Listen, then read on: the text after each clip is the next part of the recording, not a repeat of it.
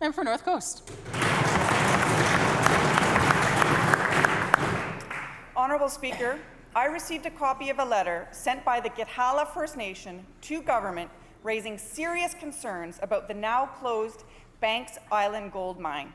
In March and June of 2015, Banks Island Gold did not report that it had 2 separate tailings spills and numerous serious health and safety infractions.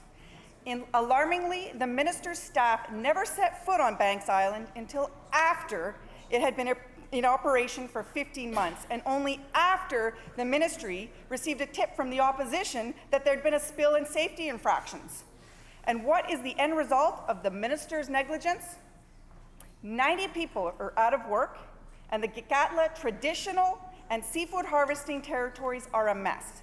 Honourable Speaker, through you to the minister, why were there no inspections for 15 months, while at the exact same time the minister was promising increased rigor for mine oversight? Minister of Energy and Mines.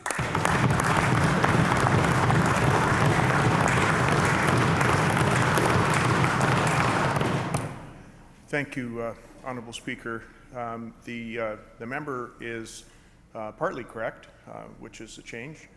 The mine on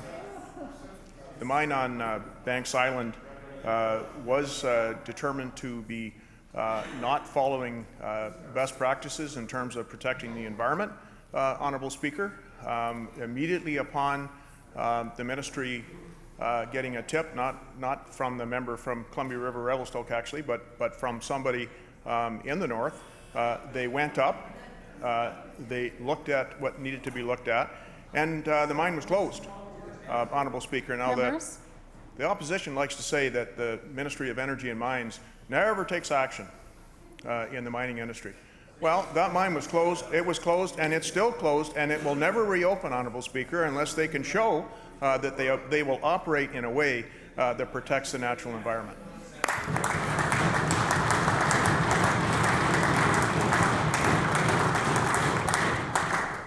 Member for North Coast on a supplemental. Honourable Speaker. Member, the chair will hear the answer and the question. Please continue. Honourable Speaker, in the 15 months from the time the mine was permitted until the visit by compliance officers on July 9th, not one inspection took place. When the minister finally sent staff to Banks Island, they discovered no fewer than 10 violations of the mine's permit. So the ministry told the company to shut down.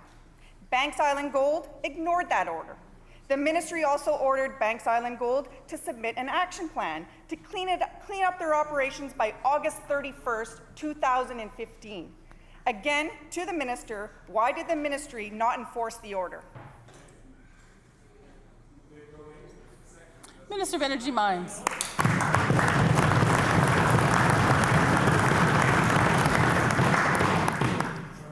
Honourable Speaker, the member has the chronology wrong.